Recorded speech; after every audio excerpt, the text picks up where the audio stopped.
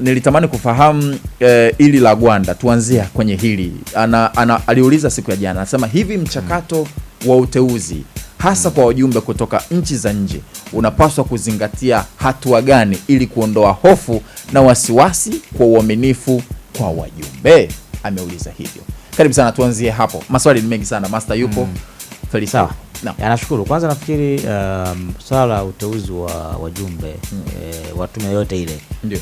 Iwe ni tume ya uchunguzi au tume ya maridhiano au tume ya mazungumzo, tume yote au ya katiba, yule ambao na leteza mazingira ya kuwa na wakilishi wa nje, kama wakilishi kutoka mipaka ya Tanzania. Ndio. Hauna vigezo vya moja kwa moja kwamba lazima na vigezo hivi, lakini vigezo vikubwa ni kwamba mkisha kubaliana kama mnataka mchukue watu kutoka nje ya nchi, lazima la kwanza watu wapatikane kwa mwafaka, kwa makubaliano kati ya pande zote mbili ambazo zinavutana.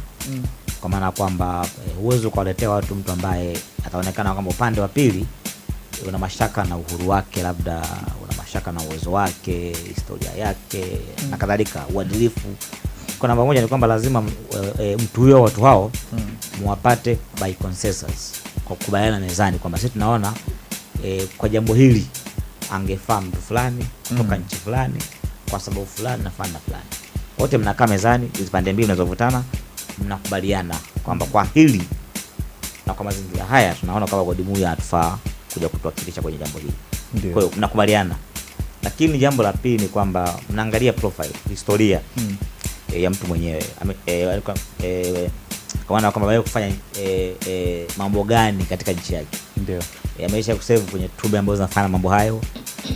Tume za aina gani, alirecommend nini, lakini pia ukubalifu wake kwa wananchi wa taifa husika wanamkubali kwa kiwango gani na kadhalika. Na kila tatu pia lazima uangalie historia ya taifa analotoka.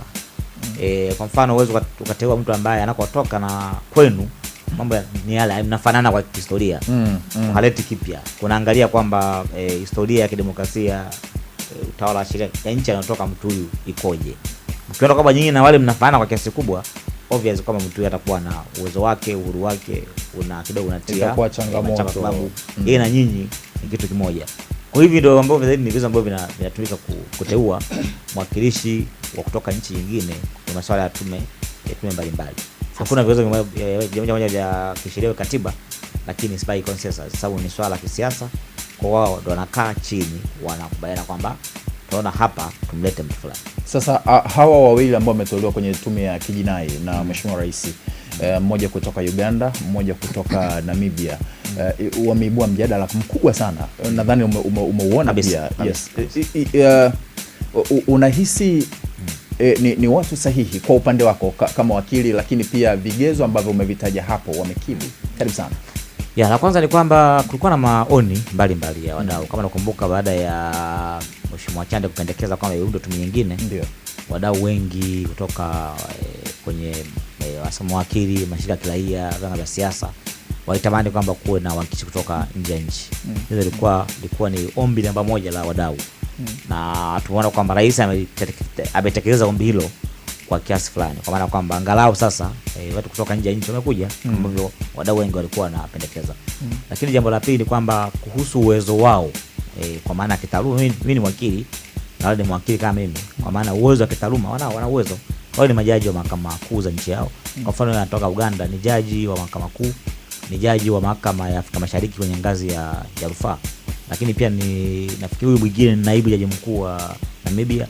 Kwa maana ya profile za kisheria, profile za kitaaluma, wana uwezo. Kwa sababu wote hawa ni majaji wanatoka nchi ambazo zina mahakama kama za kwetu. Kwa maana ya academic qualification wamekidhi hivyo vigezo. Sasa hivi inakuja vigezo vingine vya nje ya kitaaluma. Kwa sababu unapoangalia qualification kwa swala haya, hubezi pia kwenye academic qualification. Unakwenda nje ya kitaaluma, unaangalia uzoefu wa mtu husika, uadilifu wake, uhuru wake kama nilivyosema, lakini pia unaangalia historia kama alisha kufanya mambo hayo katika nchi aliyotoka, au alisha kusave tume nyingine kama hiyo kwa nchi nyingine zaidi ya Tanzania. Lakini la pili unaangalia historia ya nchi anayotoka. Ni nchi ambayo historia yake wanasema kidemokrasia, utawala wa sheria ukoje.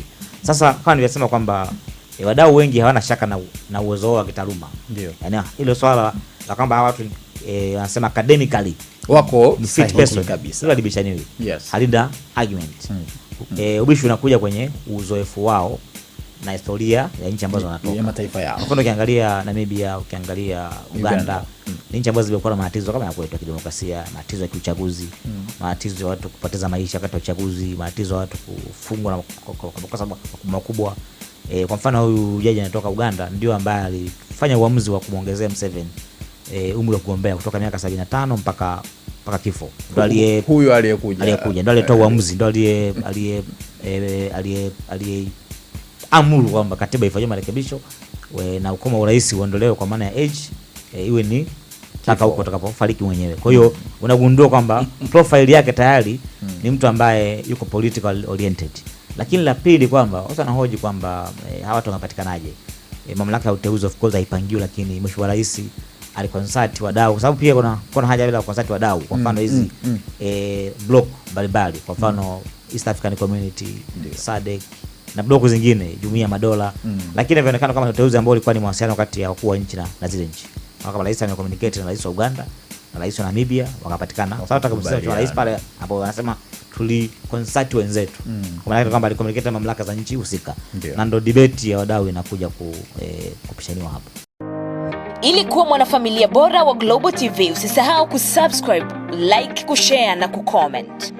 Baada ya kusubscribe, bonyeza alama ya kengele ili kupata taarifa kwa kila video inayopanda Global TV Online.